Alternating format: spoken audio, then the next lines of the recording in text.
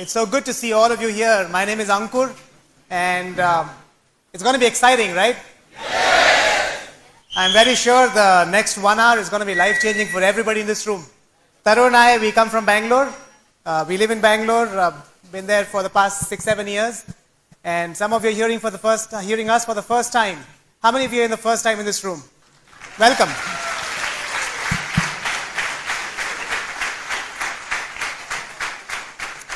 Our goal is to speak for you today evening. Perhaps you might be listening to us sitting in this room, or perhaps you're listening to us on a tape or a CD, sitting in your car or sitting in the comfort of your home. And some of you are trying to perhaps evaluate this business tonight. Anybody here who's trying to evaluate this business? Seeing whether this is for you or not? Good. We would like to speak to you. Because a few years back, we were sitting like this, like you, in one of the seminars. And that's when I made this decision to get into this business, to become a part of this business. And my goal tonight is to be able to help you make a decision. I personally believe that we make very few decisions in our lives ourselves. In fact, I personally believe that human beings in their entire life make only 3 or 4 really big decisions, which become turning points in their life. And most of them are not made by you. They're made by somebody else, influenced by a lot of people around you. Your decision to be born and come into this world was not yours, surely. It was a life-changing decision for you and for a lot of people around you. Your decision from then till you grow 15, 16, 17 years old, you hardly make any decisions. And then you make a decision to create a career for yourself, to become a chartered accountant, a lawyer, a doctor, an engineer, whoever, a business person, whoever. And for most of us, we did not make that decision. Somebody made that decision for us. And that was a potentially life-changing decision, isn't it? For a lot of us, how many of you had an arranged marriage? Okay, almost everybody. How many of you had a love marriage? Okay, you see? So 90% of the people didn't even decide whom to marry. Somebody else did. That was a life-changing decision for sure. What I'm trying to tell you is that we make very few decisions ourselves in our lifetime. The decision to build this business or not build this business is perhaps going to be one of the biggest decisions you ever made for yourself in your entire span of your life. Because it is going to affect everything that you will do from here on. See, when I was in school, I didn't have much control over what I was doing. It was, that period lasted 10 years, 12 years. When I was in college, that period lasted 4 years. But after I came out of college and came into a professional life, the next 30, 40, 50 years, the only stated goal that I had, my family had, and the society expected of me was what? To make money. Because that is what will determine the house I live in, the girl I marry, the way I live, the way I travel, the clothes I wear, where I eat, who I associate with, what vacations I have. Everything in my life from here on is decided by only one factor: how much money you make, isn't it? If that is going to be such a big decision which will affect next 30 to 40 years, that decision better be really, really good. And you need to choose a right vehicle for those 30 years, because these 30 years won't come back again. And that is why this decision about getting or not getting into this business will be a potentially life-changing decision for you, is what I believe. Have you heard success is 99% perspiration and 1% inspiration? Have you heard that? You know the way I interpret it? 99% perspiration, everybody's doing. How many of you think you're working hard? You're already working very hard. A lot of you, almost all of you. You think you're working hard, so 99% perspiration is not a problem. Even though people are doing the 99% perspiration, they're not able to succeed in life. Why? Because the 1% inspiration is missing. That's why. Where do you get it? There's nobody to give that inspiration really. From where do you get that inspiration? How many of you have watched that new movie which has just come, Guru? A lot of you? Does it inspire you to do something more in life? Yeah, it does. But then for 3 hours maybe. You come home and then you forget a lot of it.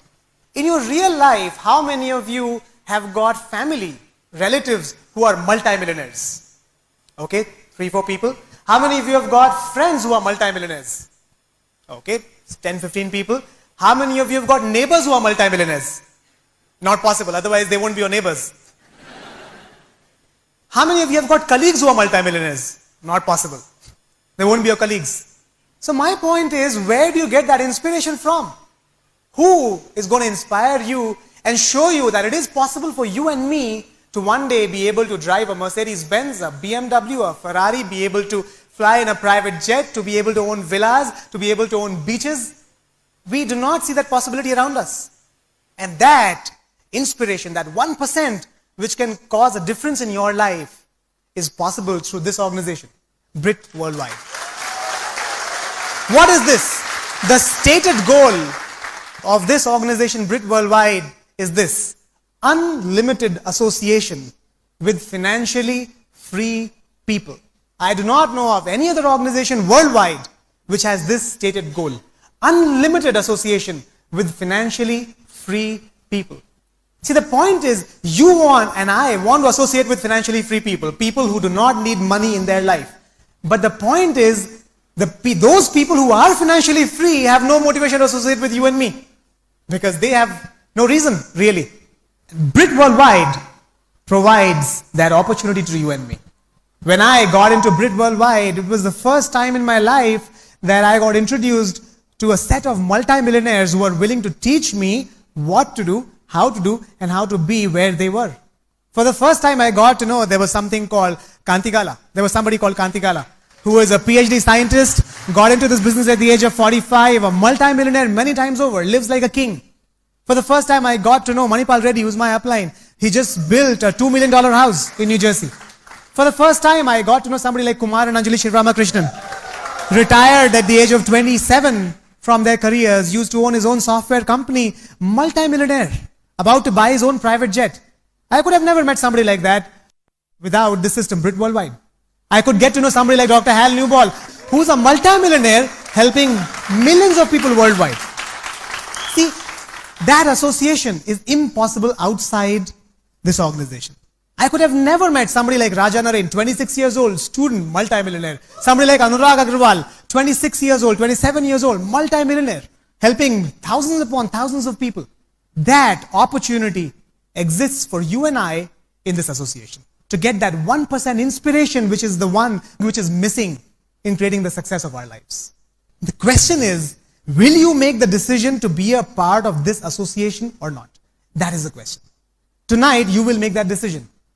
My question is, will you really make that decision, or will it be the rest of the society who will make that decision? For the majority of you, it will be somebody else who will decide. You will go to your neighbor and you will ask, do you think I should do this business? And they will give you their opinion. You will go and ask your relatives, your dad, your uncle, your brother, your cousin, do you think this business is good? And they will give you their opinion. You might go and ask your colleagues, do you think this business is good? They will give you their opinion. They say, opinions are like armpits. Everybody has one and most of them stink. The question is, are they qualified to give you the right advice or not? Can you imagine, I have a heart problem and I go ask my neighbor, what should I do? What do you think I should do? Do you think he'll tell me something to do? Surely he'll tell me what to do. Do you think he's the right person to tell me? Everybody will tell you something about anything you want to know. Question is, are they qualified to give you the right advice or not? I need to go to a cardiologist to ask. Same way, I would recommend, if you want to know whether this opportunity could make you a multimillionaire or not, I would recommend the minimum qualification you set to take advice is that the person you take advice from should be a multimillionaire himself. Anybody below that cannot give you the right advice at all. The ideal way is to take advice from somebody who's a multimillionaire in this business. They're the only people who can teach you how to be successful in this business. And that is the first 2 rows of people sitting over here. Successful people, platinums and up in this business, right? I'd like to tell you how I got into this business, what we did, and how Taru and I built a business to this level, because we want to tell you that we were not perfect. We do not come from a business background. We had never done business before in our life. We come from probably a similar background as you.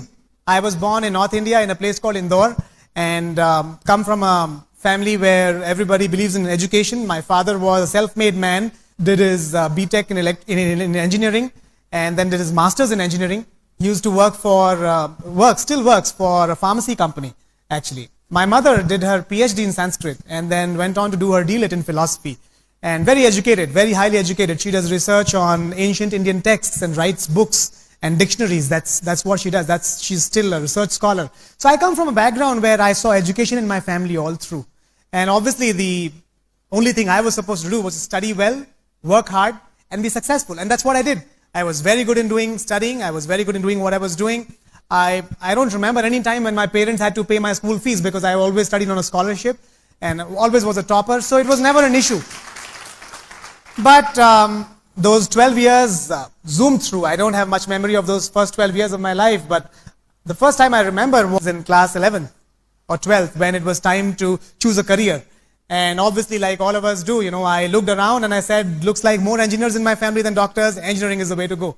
And I started preparing for what everybody else was preparing for, and that was IIT, an exam for the Indian Institutes of Technology, the most coveted institutes in India and around the world. And I prepared very hard, and that was the first time I got failure in my life.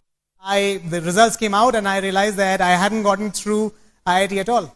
I had gotten through every other institute and every college and was meritorious everywhere else, but except this one thing. And my mind was set there. I was feeling really bad because that was the first time really I failed in my life. And everybody around me, what did they say? They said, forget it, doesn't matter. How does it matter? Just take admission in the other best college that you have and then you'll still get a job and you'll still have a bright career. Why worry about it? But what was in my heart was my eyes were set to go to IIT. And I did not listen to anybody else. I joined college, but I prepared again and got through IIT this time. That was, the year was 1994. And I found myself all of a sudden at IIT Delhi in the class of electrical engineering in a bachelor's degree. Do you think I was passionate about it? No. Whatever rank you get is the branch that you get. It's really not your choice. You really don't have much say over it. And that's how I landed into electrical engineering. I was feeling great about it because it was a great accomplishment for me. But in a year's time, I realized that 500 people over here are just like me. What's the big deal? I'm just another ordinary person in this place. And the struggle in my life has always been to try to be extraordinary. And around that time, in my second year of engineering, I saw a notice on the notice board which said, we are looking for 2 students to go to France on an exchange program. And I was excited. That was an escape from the mundane life that I was leading there. And I said, great, let me try for this. And I myself have no idea how I got through it. But they said, okay, we choose you to go in this exchange program. And I learned French for a couple of months because I had to write my exams in French there. And 6 months later, I find myself with another friend of mine at an institute called INSA in Lyon, France, in southern France. And it was very exciting. It was something new. It was something extraordinary. And the moment I reached there, I found that there were 300 other exchange students from various countries in the world. And the first few months were great, but after 6 months, I felt this was very ordinary again. But it was fun. When I was making a decision to go to France, what do? I was used to asking everybody else. So I asked my uncles, and I asked the professors, and I asked the people who I knew around me. And what did everybody say? They said, forget it. Don't even try to do all this. Why do you want to do stunts over here in your career? Why don't you just stay here and be happy? But my heart was set to going, and so I went against the wishes of everybody else. Once I reached there, a couple of months down, I started missing the excitement, and I saw another notice on the notice board. It said, General Electric is looking for a student for a traineeship in Germany. And I was excited. I applied for it. What do?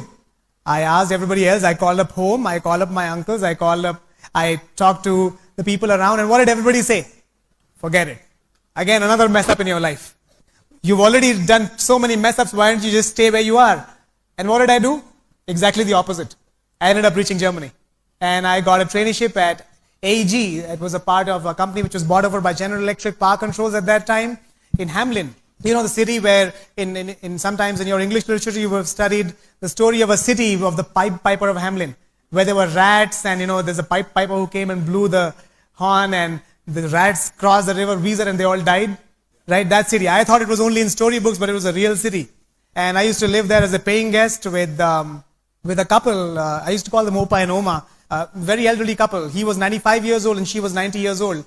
And they were not really a couple. They were a boyfriend and a girlfriend, really. And see, when I was in France, I was traveling the entire Europe. I had a lot of time. I used to get a scholarship, but not that much. All my money used to go in traveling.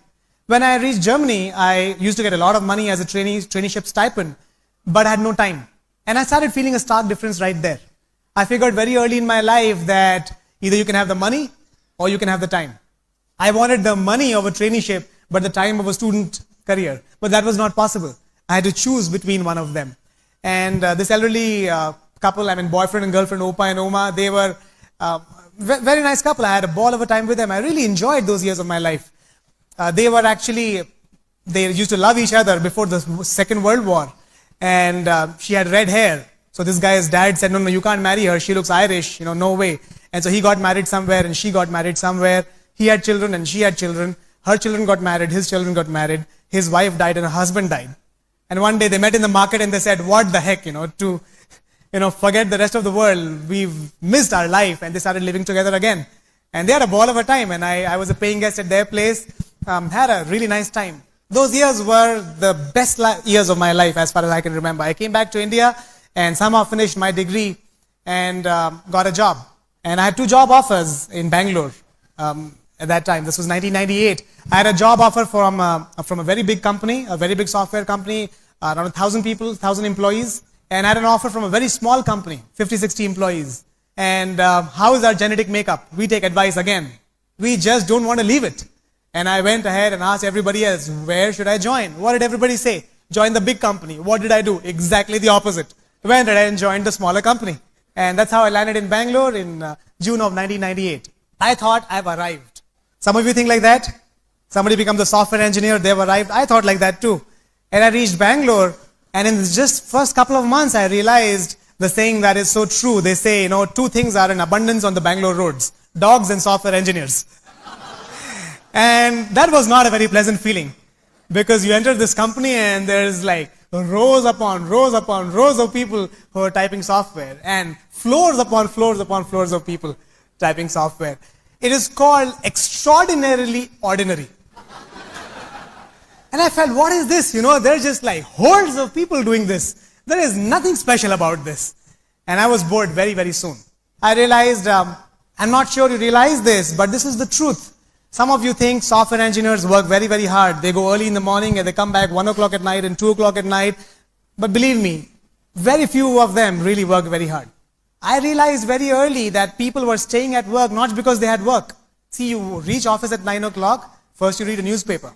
By the time the newspaper reading is over, it's 11 o'clock, so you go for a coffee, and then you check your email, and then you do a little bit of work. By the time it's lunch time, so you go have lunch. After lunch, obviously, you're very sleepy, so you take a small nap, and then you have this coffee machine discussion on politics or on some stocks or some market condition. By the time it's 4 o'clock or 5 o'clock in the evening, and then you realize you'll come here to work. So you start working. By the time you finish your work, it's obviously 10 o'clock at night. And what do you think? Oh shit, you know what? If I stay till 10:30, they'll give me free dinner. So they stay back for free dinner.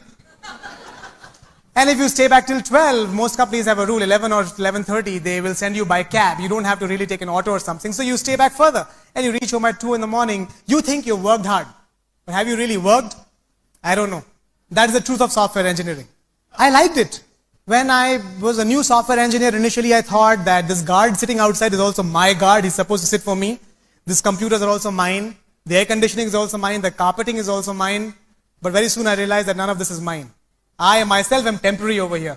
I can be shown the door any day. That's what happened in 2001.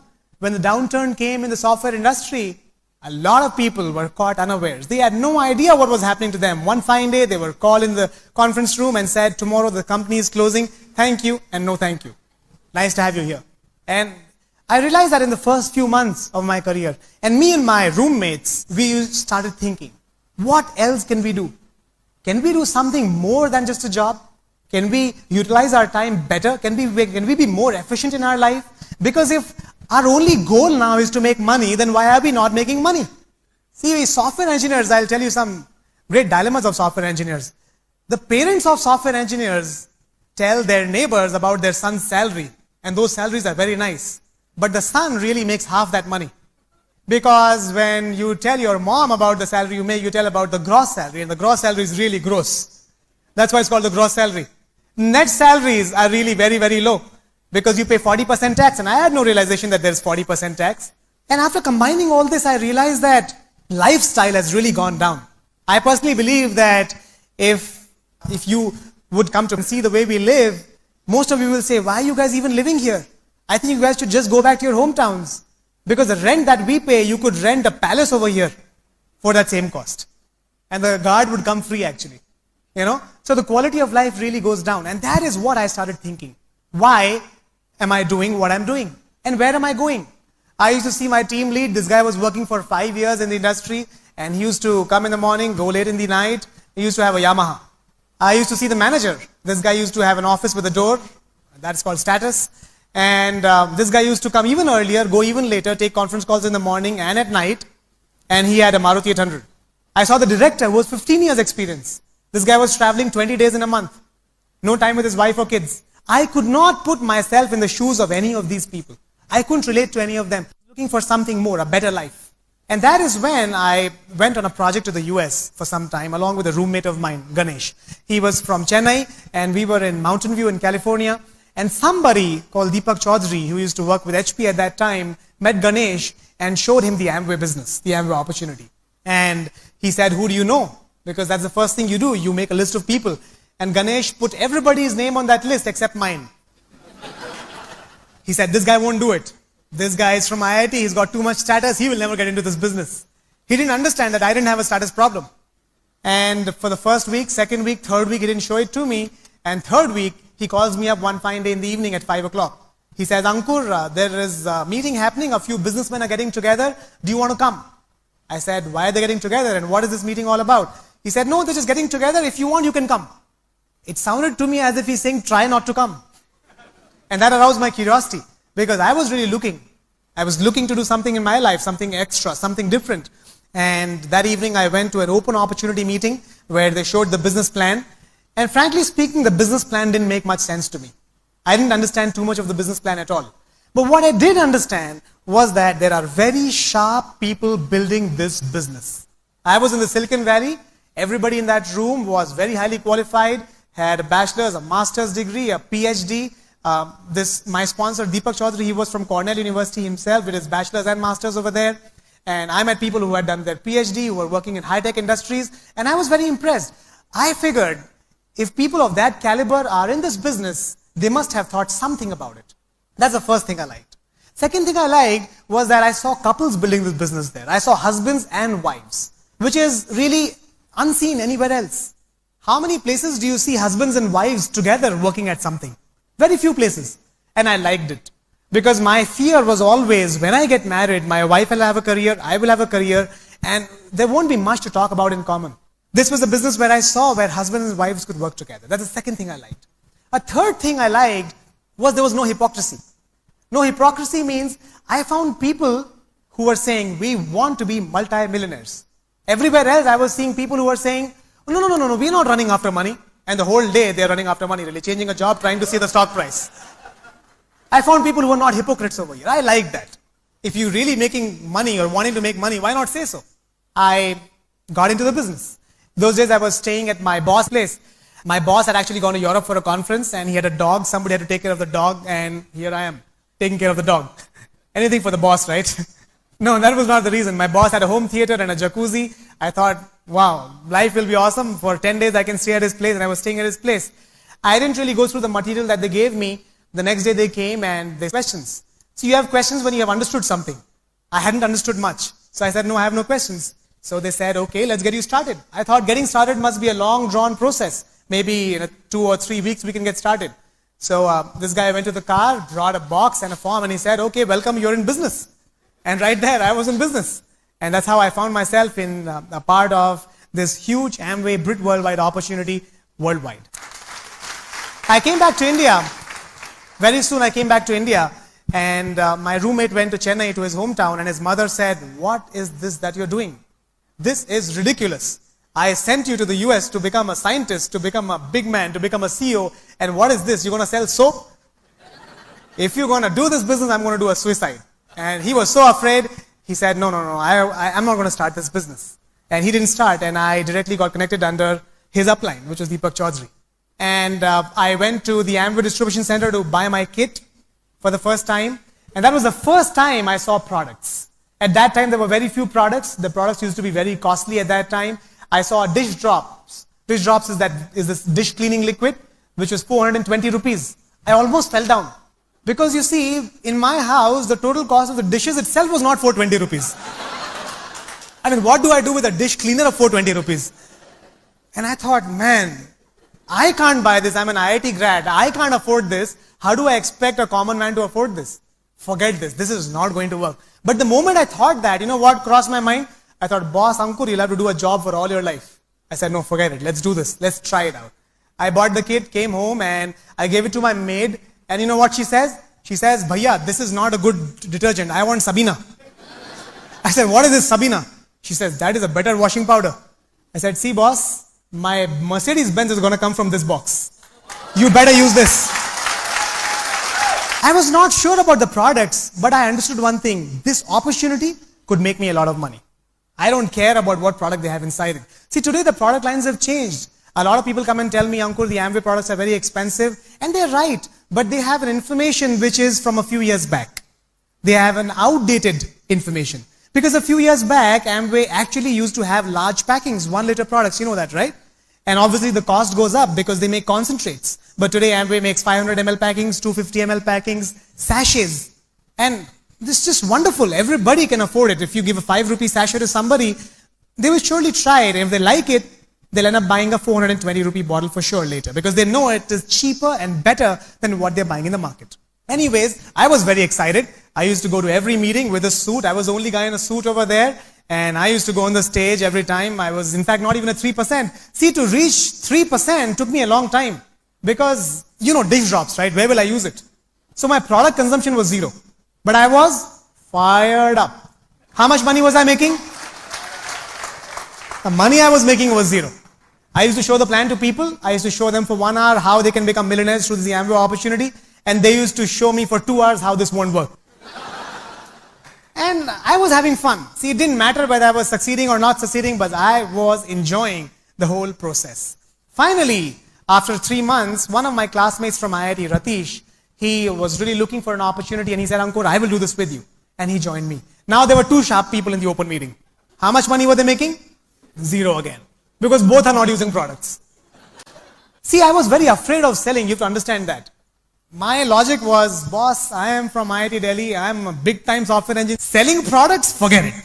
I can't even talk about products to somebody. I used to talk about the whole opportunity, everything. I won't even mention the products. Obviously, they won't sell. What I want to tell you is I want to give you hope. If some of you are thinking you have to go and sell, you don't have to. It's fine. I found people in my organization who were excited about selling. That's great.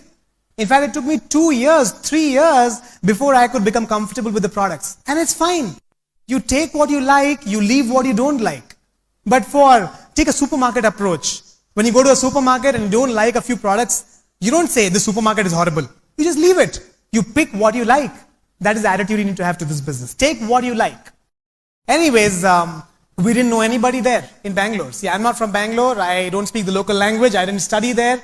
And I didn't know anybody. Neither did this first downline of mine, Ratish. We didn't know anybody at all. And that was another problem. The point is that really a problem? I don't know. It was something that we need to figure out. And we figured it out. We started meeting people everywhere we went. We started asking people for references. We started asking relatives, do you know somebody in Bangalore? We started asking the people we knew, hey, you don't want to do this business, but can you give me the references of 15, 20 people who I could talk to? It's not a big deal at all. Today there are tools online through which you can get in touch with people who you have lost touch with for years. And it's easy to get lists and references and people's references who you can show this business to. It's not a big deal at all. I'll give you an example. Ratish was traveling by train from Delhi to Ludhiana, and there was a gentleman sitting next to him. And Ratish was talking to him about the business. This guy was not keen, but there was another guy sitting next to him. And that guy says, what is this business? Ratish said, I'm coming back and I'm doing a meeting. Why don't you come and see the business with your wife? And on his way back from Ludhiana, Ratish did a home meeting where this guy came with his wife. He had invited 10, 15 people, but only this couple turned up. Ratish did the business plan, and after the plan, this guy says, okay, I'm ready to start. Now the point is, nobody had ever told us we're ready to start. So he was confused what to do. So he called up Upline. Said, what should I do? Upline said, take a check. He said, that's the problem, they're giving cash.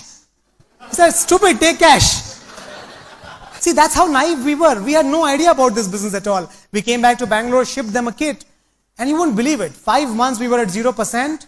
In 1 month, this couple sponsored every relative in their household. Uncle, aunt, brother, sister, this neighbor, that neighbor, everybody. From 0%, suddenly after 5 months, in 1 month, we became 9%. No, there's nothing to be happy about. We were 9%, but how much money were we making? But we were fired up. You have to understand, being excited has no relation to how successful you are becoming. Because we were not fired up for the money we were making. We were fired up for the money we were going to make in the years to come. You understand? That hope is what gives you the excitement. And I found all my legs like that. From unknown people, it's not a big deal. You don't have to know a lot of people to build this business. You don't have to be perfect. Perfect people don't build this business, right? I did a course, a behavioral development course, and there was this guy sitting next to me, and we became friends, and I showed him the business, and he said, sure, I'm looking, I wanted to go for an MS, but then I've dropped that idea, and I'm looking for an opportunity. If you're doing something good, why not? And he joined business with me. He was working as a software engineer for a company called Siemens at that time, and his name was Mohsin Khan, and he became our second platinum.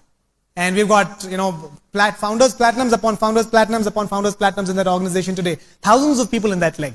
He sponsored a girl who sponsored her sister, and Mohsin, Sumaya sponsored Umaya, and Mohsin got married to Umaya. So he found his wife also through the business, really. In fact, Ratish sponsored somebody who sponsored somebody who sponsored somebody, and Ratish got married to their daughter. So for single guys, there's a lot of hope, you can, not just the products are good. And from this same course, I was coming back home. It was 20 kilometers, and there's this gentleman who was there. He did not have a bike, so I used to give him a lift on my scooter every day. I had a dirty old scooter which I got from my dad, and I used to give him a lift on that. And one day he called me up, Ankur bhai, how are you? I said, come home, man, I'm going to show you something good. And I showed him the business. He got excited, he got started, and he became a third platinum, Kamlesh and Shweta. And they moved to Hyderabad recently. He's a software engineer also. Thousands of people in that organization. A lot of platinums in that organization. That became our third platinum organization. That's how we went emerald. In 2003, after 4.5 years in this business, we went emerald, and it was so exciting. And it was freedom, mentally. That was exciting. In fact, I had sponsored, I showed this business to a friend, the friend who went with me to France, and he said, no, I don't want to do this. But you know what? I have another friend from IIT. You can talk to this guy. He's in Cochin. I went all the way to Cochin to show him the business. This guy said, no, I'm not interested right now. But 1 year later, he came to Bangalore and joined the business. He joined but couldn't do much because of family challenges. He went out. 2003, he came back to Bangalore. And he got active again. He got married. And they became our fourth platinum, like Gaurav and Divya. He works for a software company in Bangalore. She's an architect. And they've got a thriving organization coming on. We have my younger brother. He and his wife are from IIM Ahmedabad. They're at 18%. They're going to be our fifth leg, starting their qualification next month. So life is exciting. You will find people. The question is, maybe you can't see them right now. It is always like this. They say 1,000-step journey cannot be completed in a minute. You take a step and you can see the next 10 steps. And you take another step and you see the next 10 steps. Don't try to see the entire journey before you start it. Start the journey. You will figure out how to do it along the way. It's really not a big deal.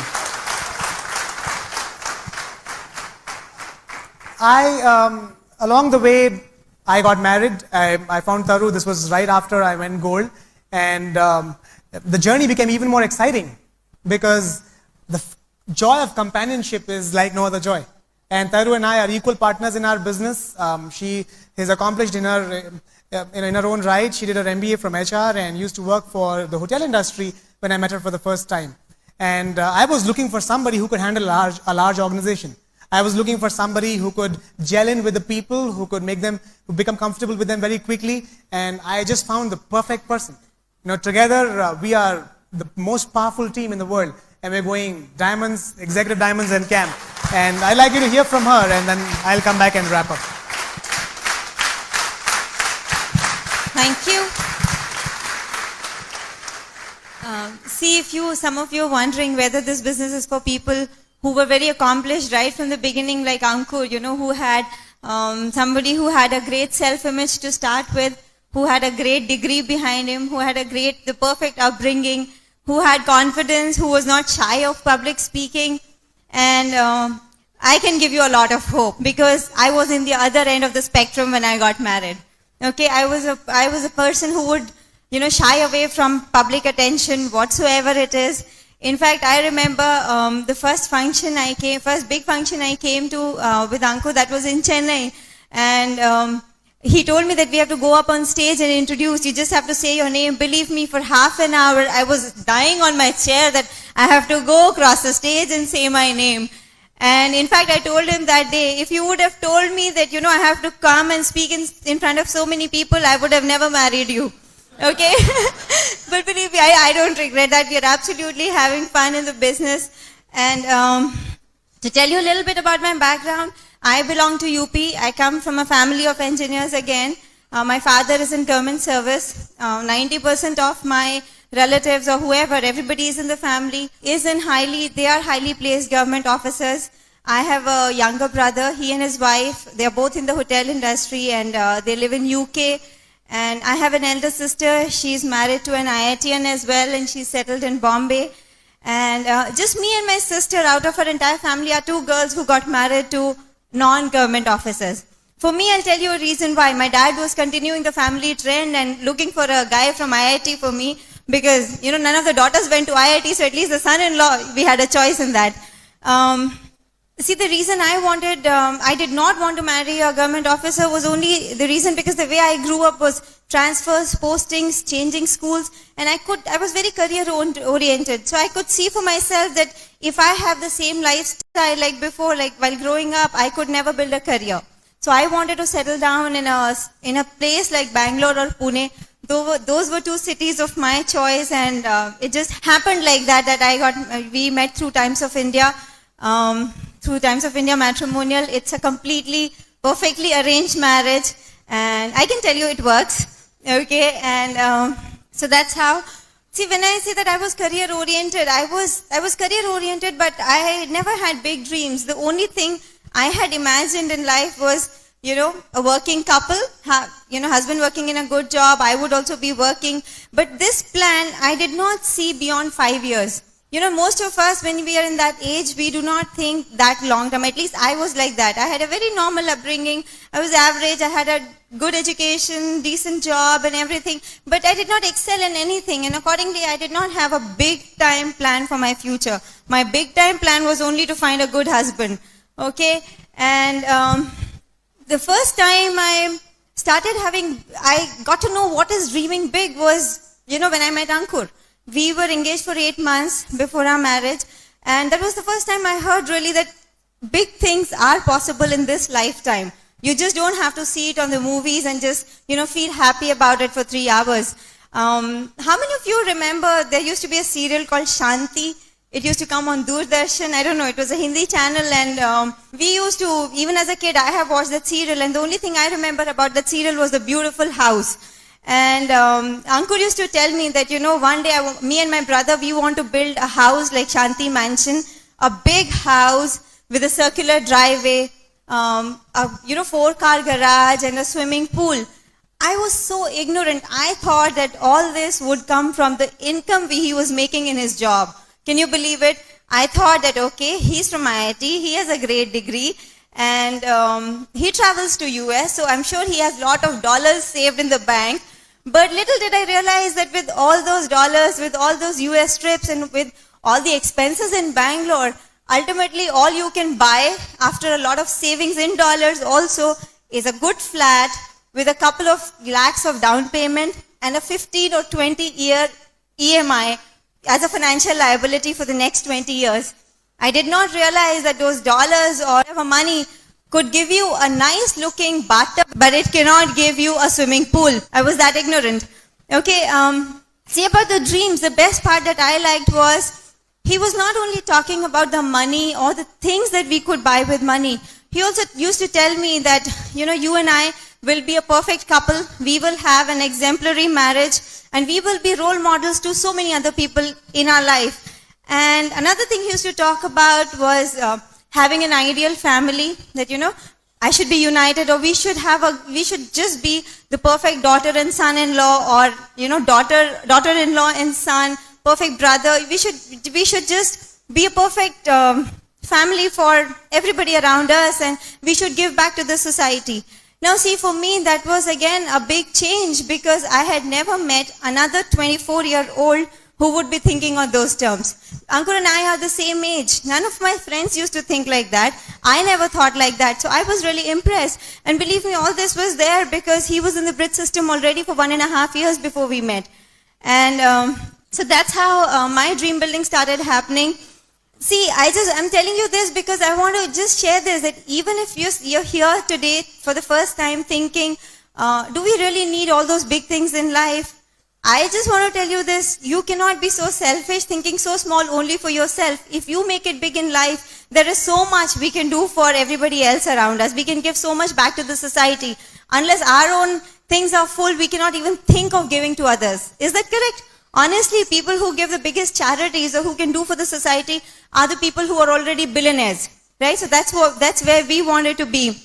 See, Ankur used to speak about being young, rich and free. Okay, and I thought that this was possible only if you are born in a wealthy family. That's the only possibility that you can be young, rich and free. But believe me, this business has made it possible for us in just about 3 to 4 years' time. Is that a good deal? Yeah, there's just a couple of things you need to change. Just change a few things that other people are not doing that we are doing. That's it. That's about it. It's very, very simple. Before my marriage, when I was working, I came to Bangalore for 10 days on an official trip. That was the time where I saw what this business could give us. Ankur had his calendar booked as expected. I was there for 10 days. Every evening, sharp 6:30, he used to pick me up from my workplace and take me along with him to all the meetings. In those 10 days, I attended home meetings, I attended BBS, I attended open meetings, I attended a seminar by Kumar Shivaramakrishnan, I attended a seminar by our mentors, EDC's Manipal Reddy, and I got a great picture of the business at that time. See, the biggest thing I realized at that time, in my mind, I was observing everything that was happening around me. And I was drawing parallels in my mind. On one hand, I had my set of friends, my colleagues, people I was working with. We all were the same age, okay? We had decent education, decent job, but we were already in a rut system. I worked only for 2 years, and in those 2 years, I was living weekend to weekend. I'll tell you what is weekend to weekend. 6 days, Monday to Saturday, we used to, all of us, me and my friends and my colleagues, we used to work hard Monday to Saturday, party Saturday night, sleep late till Sunday, and the weekend just goes by. And then Monday morning, the cycle starts again. I've spent 2 years just like that, accomplishing nothing, going nowhere. And again, like Ankur, I also saw that people who were more experienced than me, they had no difference. They had the same lifestyle. It's just that they were making a little more money, but they had more family obligations. I was a single at that time. And here I was seeing Ankur's team. Ankur's team at that time, the average age of his team, we were 23 years old. His team was 23 and below. 21, 22, 23, let me say. And I saw that a big contrast. I saw these guys had a better degree. All of them were BTechs from good colleges. They were making more money than me and my friends back in Agra where I was working. And still, they were putting in a lot of hard work in the evenings. They were making each day of their life count. Their life was not weekend to weekend. That was something that I was really impressed with. That they are just 23, 24 years old, just like us, but the big difference is at that early age, they've already decided a destination and they have found a right vehicle and they're putting in action to achieve that.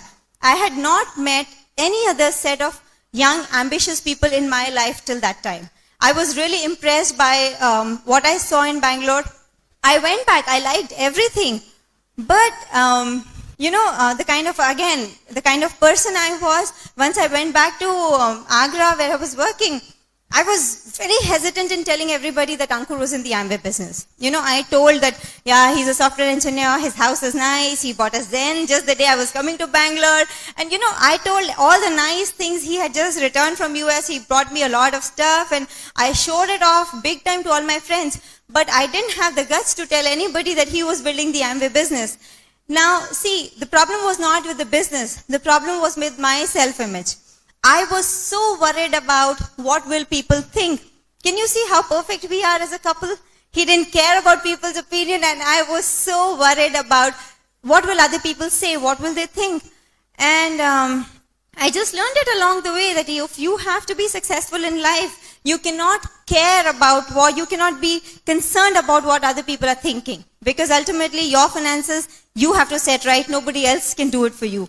And he told me that it will take guts to succeed in this business. You will have to go against what everybody else is doing. And the way I was, I had never got attention, because if you are just average, you're just doing everything which everybody else is doing, nobody turns back and, says anything. You must have heard that, people throw stones at a tree which is bearing fruits. Nobody throws stones at a tree which is barren, correct? Same thing for us too.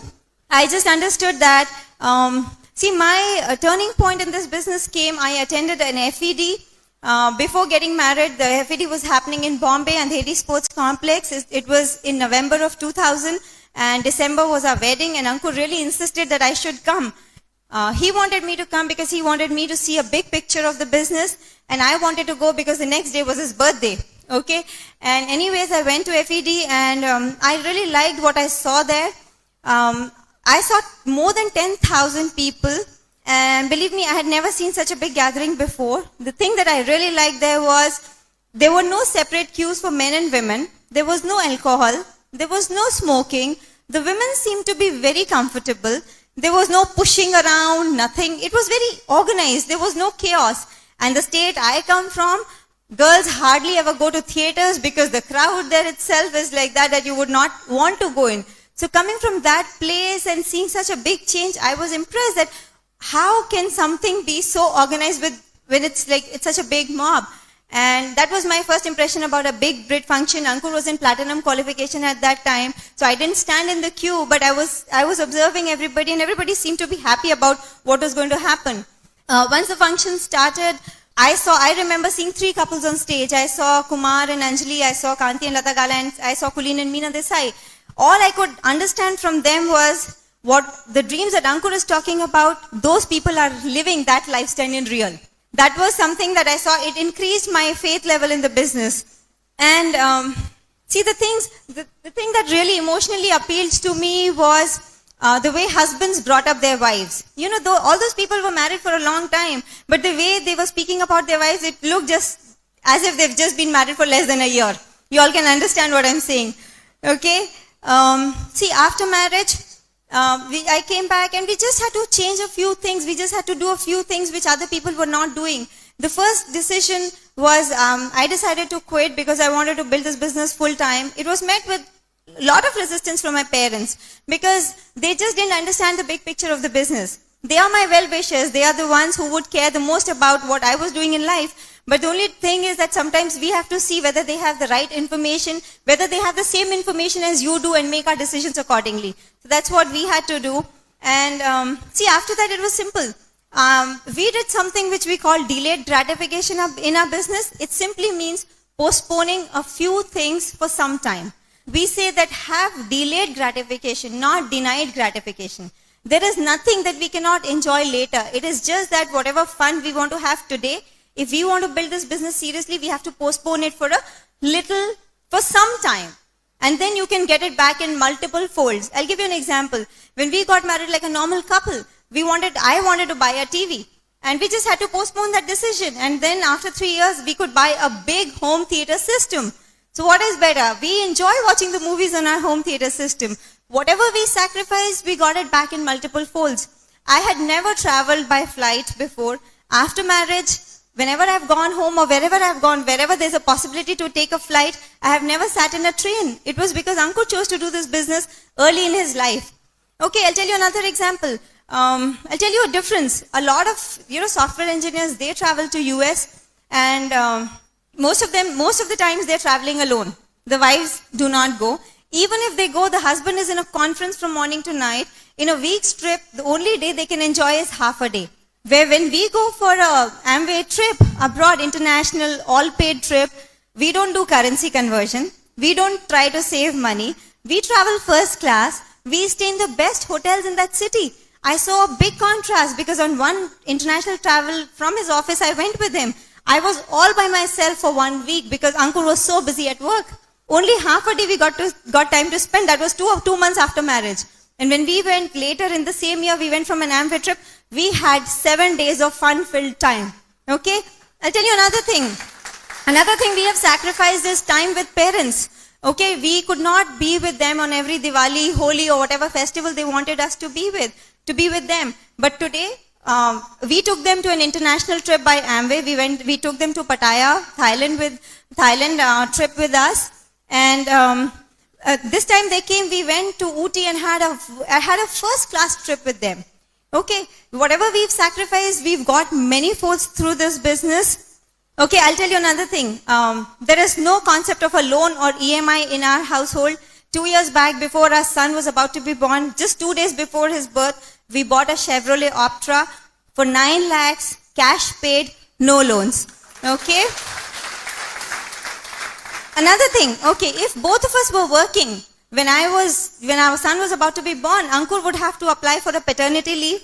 I would have had to apply for a maternity leave. Both of us were free by the time our son came. So he has not seen mom and dad working.